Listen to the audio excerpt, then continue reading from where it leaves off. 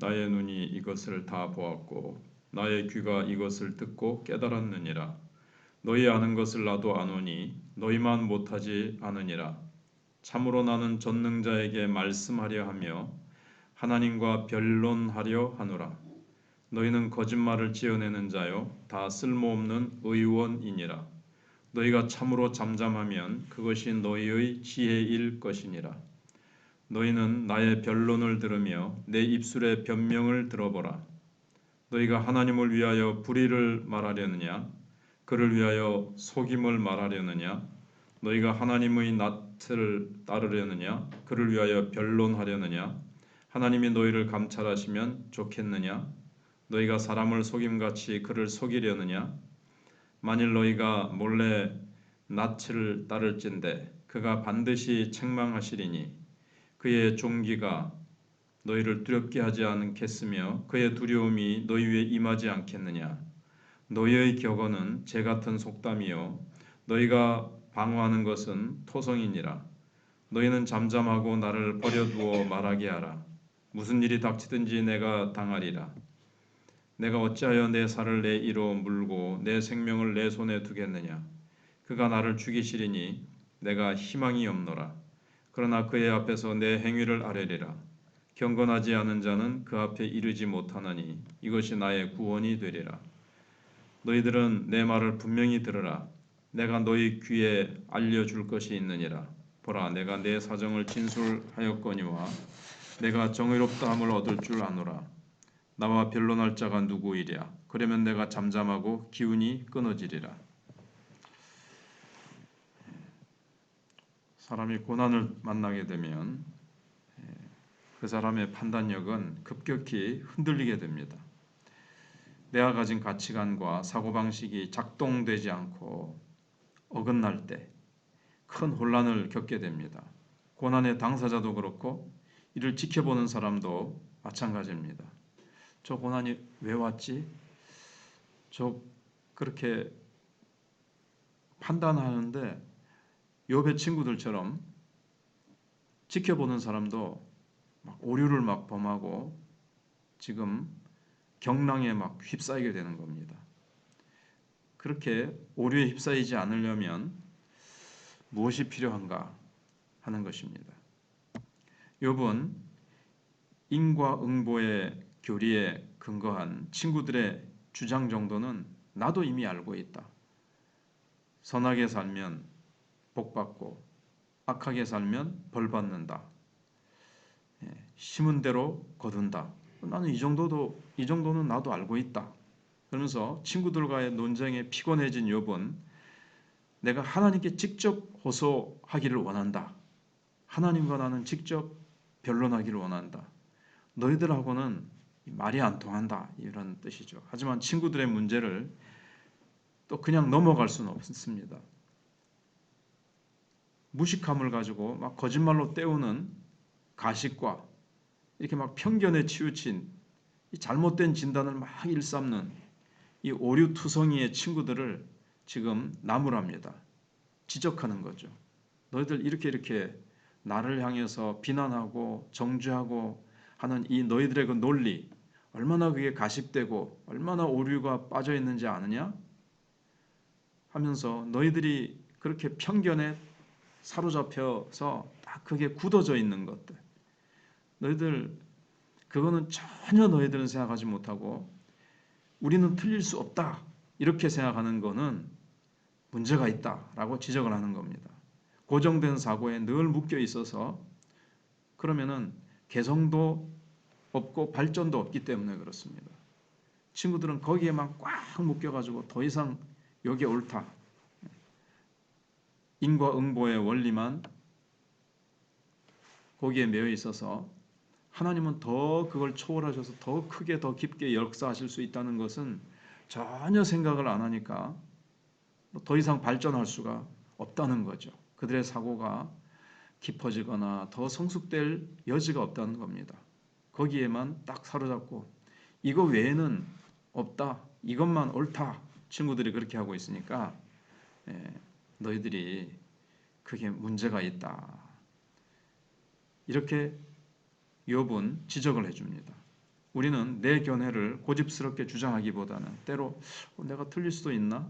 이것 말고 또 더 깊고 더 높고 더 넓은 어떤 세계가 있을 수도 있겠다. 그건 뭘까? 내게 맞나? 이렇게 내 걸 한번 의심해보고 맞지 않다면 수정할 수 있는 유연성을 가져야 된다는 겁니다. 근데 욥의 친구들에게는 그런 자세가 전혀 없었습니다. 그래서 자기 말만 일방적으로 쏟아내는 친구들에게 욥은 나의 한병도 좀 들어보라 이렇게 요청을 합니다.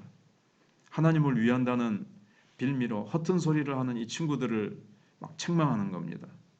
너희들 하나님을 위해서 하나님을 옹호한다고 너희들이 이런 말 저런 말을 막 쏟아내는데 실상 하나님을 위해서 쏟아내는 변론이 아니고 너희들 자신의 주장을 너희들은 지금 내세우는 거다.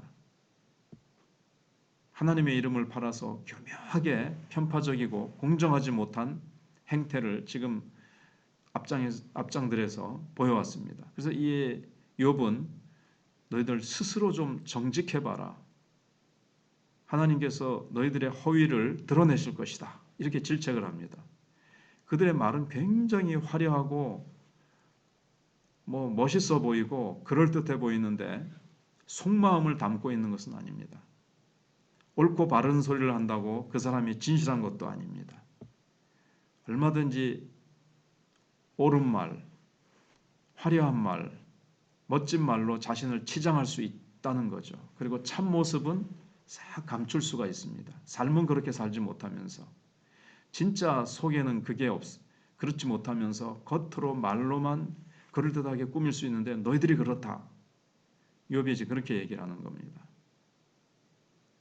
그래서 우리 정말 하나님의 사람들은 자기가 자기를 속이는 일이 없이 말 속에 진실이 담겨야 되겠고 정말 속마음을 얘기해야지 속마음은 그렇지 않으면서 겉으로 싹 위선적인 말을 해서는 안 된다라는 것을 여기서 배울 수가 있습니다. 친구들의 잘못을 막 책망하고 난 다음에 욥은 하나님께 나아가서 판단을 구하기로 결심을 합니다. 그게 이제 13절부터 19절입니다. 비장한 각오로 결과를 책임지겠다고 하나님하고 내가 변론해서 그래 내가 하나님께서 나의 죄를 지적하시고 내가 정말 이런 벌을 이러한 비참한 결과를 받을 만한 죄가 있다면 나는 받겠다. 이렇게 얘기를 합니다. 생명을 걸고 내가 죄가 없다는 것을 밝히겠다는 뜻입니다. 그러면서 욥은 자신의 무죄를 확신을 합니다. 내가 내 목숨을 내놓고 하나님과 변론을 해도 좋다. 나는 무죄하다. 근데 불의하고 경건치 못한 삶을 살았던 사람은 감히 이런 말을 잠깐 거짓으로 했을지만 이런 시도를 할 수 없을 겁니다. 사람 앞에 떳떳함을 주장하는 것조차도 불가능합니다. 자신이 없죠. 의롭게 살아가는 자는 용맹한 사자와 같습니다. 내가 정말 순전한 삶을 살았으면 그 순전한 삶이 스스로를 담대하게 만듭니다. 난 지금까지 옳게 살아왔다.